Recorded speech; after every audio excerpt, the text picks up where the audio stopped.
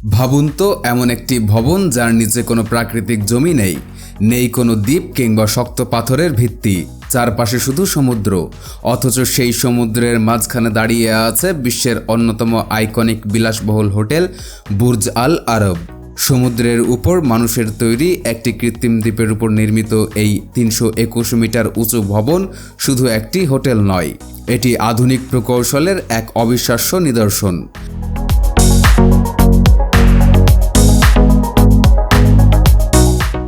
আজ যে জায়গায় বুর্জ আল আরব দাঁড়িয়ে আছে, 1998 সালে সেখানে ছিল শুধু খোলা সমুদ্র, এক টুকরো শুকনো জমিও ছিল না। কিন্তু মাত্র 5 বছরের মধ্যে মানুষ সেই সমুদ্রকে বদলে ফেলল বিশ্বের সবচেয়ে বিখ্যাত স্থাপনাগুলোর একটিতে। প্রশ্ন হলো, কোনো জমি ছাড়াই সমুদ্রের মাঝখানে এত বিশাল একটি ভবন কিভাবে তৈরি করা সম্ভব হলো? চলুন শুরু থেকে পুরো গল্পটা জেনে নেওয়া যাক। 1993 সালে দুবাইয়ের শাসক শেখ মোহাম্মদ চেয়েছিলেন এমন একটি ভবন যা দেখলেই মানুষ দুবাইকে চিনে ফেলবে।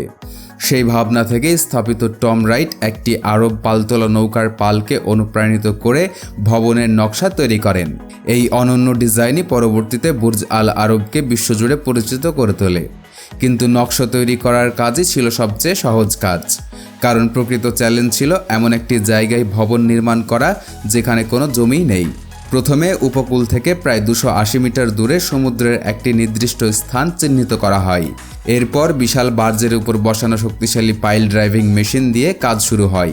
প্রতিটি কংক্রিটের পাইল ছিল প্রায় 40 মিটার লম্বা এবং 1.5 মিটার ব্যাসের। মোট 230টি পাইল সমুদ্রের তলদেশে বসানো হয়। অনেকেই ভাবতে পারেন এগুলো নিশ্চয়ই শক্ত পাথরের উপর গিয়ে দাঁড়িয়েছিল, কিন্তু বাস্তবতা একেবারেই ভিন্ন। এই এলাকায় শক্ত বেডরক ছিল প্রায় 180 মিটার নিচে, সেখানে পৌঁছানো অসম্ভব ছিল। তাই প্রকৌশলীরা ব্যবহার করেন ফ্রিকশন পাইল প্রযুক্তি, অর্থাৎ পাইলগুলো শক্ত পাথরের উপর নয়, বরং চারপাশের ঘন বালুর সঙ্গে ঘর্ষণের শক্তিতেই পুরো ভবনের ওজন বহন করে।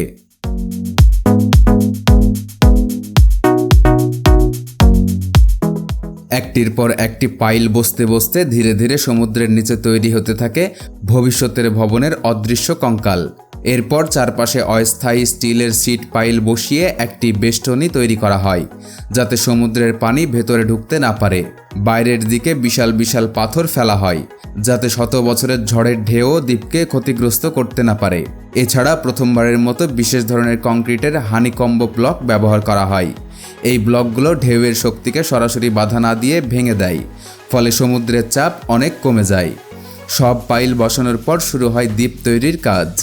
বিশাল পাইপের মাধ্যমে বালি ও পানি একসঙ্গে পাম্প করে শিট পাইলের ভেতরে ভরাট করা হয়। ধীরে ধীরে সমুদ্রের জায়গা দখল করে তৈরি হতে থাকে নতুন জমি।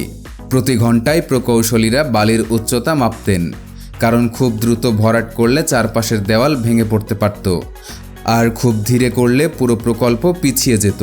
কয়েক সপ্তাহ পরে অতিরিক্ত পানি বেরিয়ে যায় এবং প্রথমবারের মতো সমুদ্রের মাঝখানে মানুষের তৈরি জমি দেখা দেয়। কিন্তু এই বালি তখনও ভবনের ওজন বহন করার মতো শক্ত ছিল না।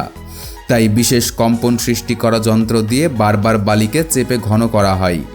এরপর ওপরের অংশে বড় বড় পাথর বিছিয়ে আরও শক্ত ভিত্তি তৈরি করা হয়। অবশেষে 3 বছরের নিরবচ্ছিন্ন পরিশ্রমের পর সমুদ্রের বুকের উপর তৈরি হয় একটি সম্পূর্ণ নতুন দ্বীপ। এরপর শুরু হয় ভবনের মূল ভিত্তি তৈরির কাজ। প্রথমে প্রতিটি পাইলের মাথা অত্যন্ত নিখুঁতভাবে সমান উচ্চতায় কেটে নেওয়া হয়। মাত্র 5 মিলিমিটার পর্যন্ত ভুলের অনুমতি ছিল। তারপর পুরো এলাকা জুড়ে পাতলা কংক্রিট ঢেলে সমতল করা হয়। এর উপর বসানো হয় শক্তিশালী জলরোধী মেমব্রেন, যাতে ভবিষ্যতে সমুদ্রের পানি নিচ থেকে ভেতরে ঢুকতে না পারে। এরপর শুরু হয় বিশাল রাফট ফাউন্ডেশন তৈরির কাজ। শত শত কর্মী দিনরাত লোহার রড বেঁধে একটি বিশাল স্টিলের জাল তৈরি করেন। প্রতিটি পাইলকে এই স্টিলের সঙ্গে সংযুক্ত করা হয়, যাতে ভবনের ওজন সমানভাবে সব পাইলের মধ্যে ছড়িয়ে পড়ে। এরপর শুরু হয় কংক্রিট ঢালাই।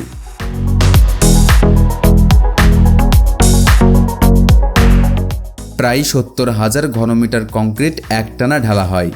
এই কাজ একবার শুরু হওয়ার পর আর থামানো যায় না, কারণ মাঝপথে বন্ধ হলে কংক্রিটের ভেতরে দুর্বল স্তর তৈরি হয়ে ভবিষ্যতে বড় বিপদের কারণ হতে পারে। ঢালাইয়ের সময় বিশেষ ভাইব্রেটর দিয়ে কংক্রিটের ভেতরের বাতাস বের করে দেওয়া হয়। কংক্রিট শক্ত হওয়ার সময় প্রচুর তাপ উৎপন্ন করে, তাই ভেতরে বিশেষ কুলিং পাইপ বসিয়ে কয়েক সপ্তাহ ঠান্ডা পানি প্রবাহিত করা হয়, যাতে ভেতরে ফাটল না ধরে। সব শেষে ভেজা কাপড় দিয়ে পুরো ভিত্তি ঢেকে রাখা হয়, যাতে খুব দ্রুত শুকিয়ে গিয়ে সংকুচিত না হয়। এত বিশাল ভিত্তি তৈরি হওয়ার পরই প্রথমবারের মতো ভবনের নির্মাণ কাজ শুরু হয়। প্রথমে কংক্রিটের কেন্দ্রীয় কোর তৈরি করা হয়। এই অংশই পুরো ভবনের মূল শক্তি বহন করে। জাম্প ফর্ম প্রযুক্তি ব্যবহার করে একই ছাঁচ বারবার উপরে উঠিয়ে প্রতিটি তলা তৈরি করা হয়, ফলে নিচ থেকে উপর পর্যন্ত আলাদা বাঁশ বা স্ক্যাফোল্ডিং তৈরির প্রয়োজন হয়নি। প্রতিটি তলার কংক্রিট ঢালার পর পোস্ট টেনশন কেবল টেনে স্ল্যাবকে আরও শক্ত করা হয়। এতে কম স্টিল ব্যবহার করেও অনেক বেশি শক্তি পাওয়া যায়। ধীরে ধীরে একের পর এক তলা তৈরি হতে থাকে। মাঝপথে ভবনের বিখ্যাত ভি আকৃতি স্পষ্ট হয়ে ওঠে। দূর থেকেই বোঝা যায় এটি কোনো সাধারণ ভবন নয়। কোর সম্পূর্ণ হওয়ার পর শুরু হয় বাইরের বিশাল স্টিলের কাঠামো বসানোর কাজ। প্রায় ৯,০০০ টন স্টিল জাহাজে করে আনা হয়।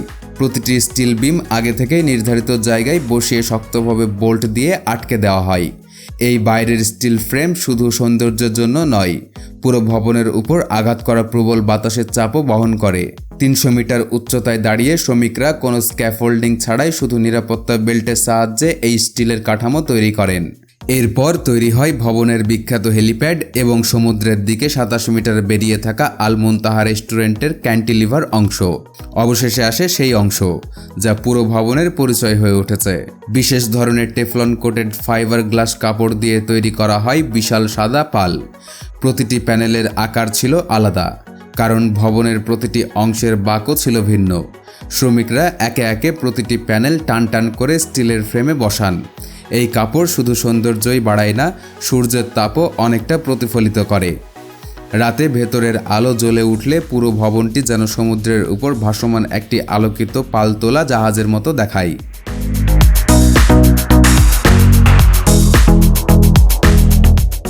বাইরের কাজ শেষ হওয়ার পর শুরু হয় অভ্যন্তরীণ নির্মাণ।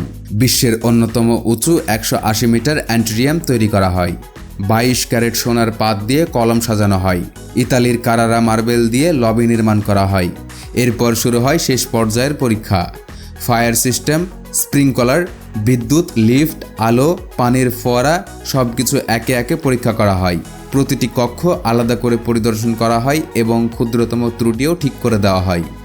অবশেষে ১৯৯৯ সালের ১ ডিসেম্বর বিশ্বের জন্য খুলে যায় বুর্জ আল আরবের দরজা।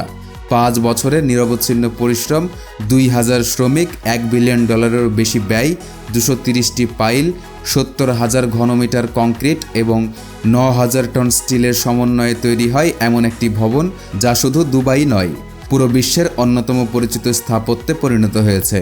আজও বুর্জ আল আরবকে দেখলে মনে হয় যেন এটি বাস্তব নয়, কোনো কল্পনার জগৎ থেকে উঠে এসেছে।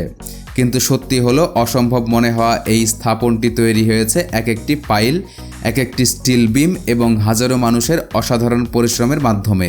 তাই বুর্জ আল আরব শুধু একটি বিলাসবহুল হোটেল নয়, এটি মানুষের কল্পনা, প্রকৌশল এবং অদম্য সাহসের এক জীবন্ত প্রতীক।